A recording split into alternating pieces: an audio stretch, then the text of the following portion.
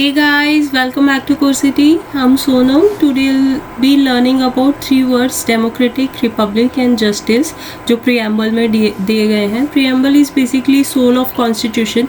तो इसमें जो word है वो constitution का basic concept क्या है, basic soul क्या है, basic motive क्या है, उसके बारे में बताते हैं. तो ये 3 words जो हैं, तो डेमोक्रेटिक का मतलब ये होता है डेमोस प्लस क्रेशिया. जो डेमोस का मतलब पीपल, क्रेशिया मतलब रूल. ठीक है, तो लोगों के द्वारा रूल किए जाने वाली कंट्री, दैट इज़ डेमोक्रेटिक. ठीक है, तो जो सुप्रीम पावर होती है टू रन द कंट्री वो पीपल में होती है. ठीक है, टाइप्स ऑफ डेमोक्रेसी 2 टाइप्स के हो सकते हैं, डायरेक्ट एंड इनडायरेक्ट. डायरेक्ट कहाँ पे फॉलो होती है? स्विट्ज़रलैंड में. इनडायरेक्ट हमारे यहाँ पे फॉलो होती है बिकॉज जो हमारे एंड रिप्रेजेंटेटिव्स हैं, प्रेसिडेंट एंड प्राइम मिनिस्टर, उनको चूज़ कौन करता है? जो हमारे रिप्रेजेंटेटिव चूज़ किए गए होते हैं, दैट इज़ MLAs, ठीक है, MPs, जो भी चूज़ करते हैं हम लोग. तो हमारे पास है फीचर्स क्या है?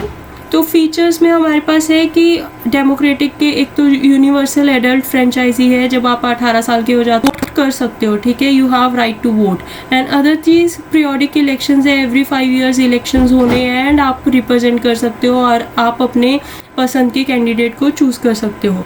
थर्ड चीज़ ये है rule of law. Rule of law का मतलब ये है, ये A.V. डाइसी ने कंसेप्ट दिया था. इसमें ये था कि हर किसी की जो लिबर्टी है वो एक लॉ के अंडर, एक रूल के अंदर आती है. ठीक है, अगर किसी पे भी आप आर्बिट्रेरी कोई भी एक्शन नहीं ले सकते हो. ठीक है, उसके बाद है हमारे पास independence of judiciary. Independence of judiciary मतलब ये है कि कोई भी बायसनेस नहीं है, कोई भी पार्शियल बिहेवियर नहीं होगा बाय द जजेस to deliver the right sentence.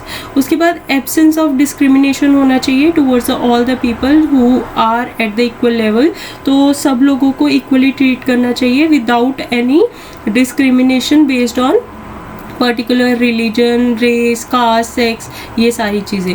Republic का मतलब ये है कि लोगों द्वारा हम चूज़ किया हुआ एक इलेक्टिव हेड चूज़ करते हैं रेदर देन मोनार्कियल.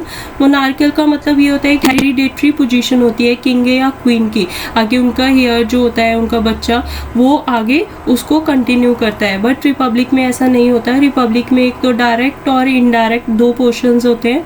तो डायरेक्ट जो USA में फॉलो होता है, जो डायरेक्ट इलेक्शन से एक इलेक्टेड हेड चूज़ करते हैं. इनडायरेक्ट जो इंडिया में फॉलो होता है, जो इनडायरेक्टली अपने हेड को चूज़ करते हैं by the electing the representatives. ठीक है, तो रिपब्लिक में कैसे होता है कि पॉलिटिकल सॉवरेनिटी होती है जो वो लोगों में होती है. पॉलिटिकल सॉवरेनिटी मतलब इंडिपेंडेंस जो होती है वो लोगों के पास होती है, एक पर्टिकुलर इंडिविजुअल के पास नहीं होती है, मल्टीपल लोगों के पास, मल्टीपल रिप्रेजेंटेटिव्स के पास होती है. कोई भी प्रिविलेज क्लास नहीं है, कोई भी इलेक्शन के लिए लड़ सकता है, एक पर्टिकुलर क्राइटेरिया फॉलो करना होता है. ठीक है, उसके बाद है जस्टिस. जस्टिस 3 टाइप का हो सकता है, सोशल, इकोनॉमिक एंड पॉलिटिकल. ठीक है, सोशल का मतलब ये है कि सारे लोगों को इक्वल ट्रीटमेंट मिलेगा, ऑल सिटीजन को, without any social discrimination based on colour, caste, race, sex, religion. ठीक है, सारी चीज़ों में इक्वल अपॉर्चुनिटी मिलेगी, वेदर एम्प्लॉयमेंट है या व्हाटसोएवर. इकोनॉमिक का मतलब ये है कि कोई भी ग्लेरिंग इनक्वालिटीज़ है, जैसे कोई पॉवर्टी लाइन से भी नीचे है, किसी के पास बहुत ज़्यादा वेल्थ है, तो उन इनक्वालिटीज़ को जो है हमें एलिमिनेट करना है, सबको सेम लेवल पे लाना है. एटलीस्ट सब लोगों के पास मिनिमम नीड्स जो है और एक अच्छी लाइवलीहुड जीने के लिए जो रिक्वायरमेंट्स है वो फुलफिल होती हो.